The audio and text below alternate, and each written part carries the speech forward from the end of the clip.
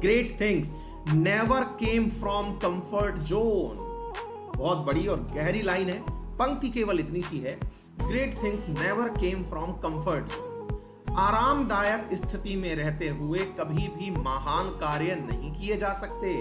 आप में से बहुत सारे विद्यार्थी इस चीज को मान लें, जान लें, क्योंकि बहुत जरूरी चीज क्या है कि कई बार हम अपनी लाइफ में सोचते हैं कि मैं यार है ना कुर्सी टेबल पर क्यों पढूं, आराम से मैं बेड पर भी तो पढ़ लेता हूं ना, क्योंकि मुझे आराम से दिखता है, बेड पर भी मैं किताब लेकर के बैठ के देख सकता हूं, मुझे सब तो दिखाई देता है, फिर मैं क्यों कुर्सी टेबल पर बैठ के पढूं। ये छोटा सा उदाहरण दे रहा हूं मैं आपको, उसके बाद तो आप अपने आप जोड़ लेना बाकी बातें तो, है ना।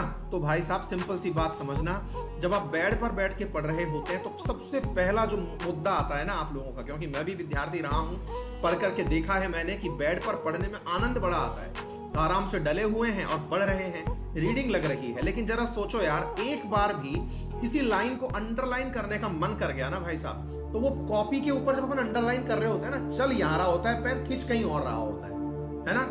दूसरा, कहीं आपको लग गया यार ये तो जबरदस्त लाइन है, चलो इसको लिख लेता हूं, भाई साहब बेड पे पड़े पड़े लिख नहीं रहे हैं, हो क्या रहा है, आराम की मुद्रा में डले हुए हैं, लिख लेंगे।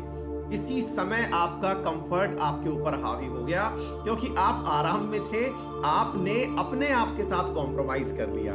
विद्यार्थियों को ये बात अवश्य रूप से जाननी चाहिए। देखिए, बड़ी बड़ी बातें नहीं कर रहा कि साहब फलाना जैसा करो, उसने ऐसा किया, उसने ऐसा किया, अपने छोटे छोटे प्रयोग करो। छोटे छोटे प्रयोग में सबसे बड़ा प्रयोग जो विद्यार्थी जीवन में शुरू होता है ना, जो बहुत मेहनत का कार्य प्रतीत होता है, एक तो है कुर्सी टेबल पर बैठ के पढ़ना। हर आदमी के पास एक्सक्यूज है इस चीज का, 10 लोग और ले आएंगे जो कि आपको उदाहरण के रूप में बता दिए जाएंगे, देखो वो तो बेड पे पढ़ के आईएएस बन गया, है ना। ऐसे उदाहरणों से प्रभावित मत होइए, क्योंकि जो जनमानस है वो आप लोगों के सामने, और आप भी प्रभावित होते हैं ऐसी बातों से।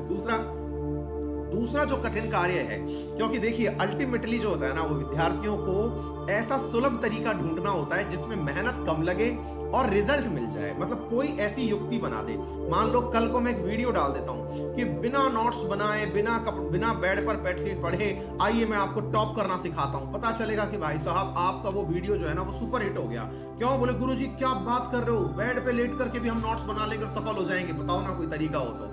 भाई साहब ऐसा नहीं होता है, वीडियो पे भले ही व्यू मिलियंस में आ जाएंगे, लेकिन सिलेक्शन वलेक्शन कुछ नहीं होगा, मैं अपना काम बना ले जाऊंगा, आपका नहीं बनेगा। ध्यान से समझ लेना। ऐसे ही विद्यार्थियों को सबसे ज्यादा जोर आता है नोट्स बनाने में। हाँ, नोट्स बनाना मुश्किल कार्य है, क्योंकि कई लोग तो क्या करते हैं कि एज इट इज जो बातें बोल रहा हूं ना वो सब लिखते चले जाएंगे। वो नोट्स नहीं है, वो तो टाइपराइटर संवाददाता वाला काम है। नोट्स बनाने का मतलब होता है कि अगर आपने 2-3 जगह से कोई बात अच्छी पढ़ ली, अब उसको लगता है कि आपके पास खुद की भाषा में वो बात लिखी हुई हो, या फिर जिसको आप दोबारा देखें तो वो एक जगह मिल जाए, वो नोट्स होता है। आपने 10 बार कोई चीज पढ़ी, उसके बाद जो क्रक्स निकल के आया कि हाँ ये बात है, अगर किसी आंसर में ये बात चली गई तो अपना काम हो जाएगा, ये बात है जिसमें से गुरुजी सवाल पूछे जा सकते हैं, पेपर में सवाल आते हैं, बस उठाइए और वहीं से आपका पेपर बन करके आ जाएगा। यही कहानी है आप लोगों के पेपर की। क्या आपको मेरी बात समझ में आ गई ना? तो उन चीजों का नोट्स बनता है, ये नहीं है कि मैं किताब उठाया और खटाखट छाप दिया, वो नोट्स नहीं होते। ठीक है साहब, चलिए।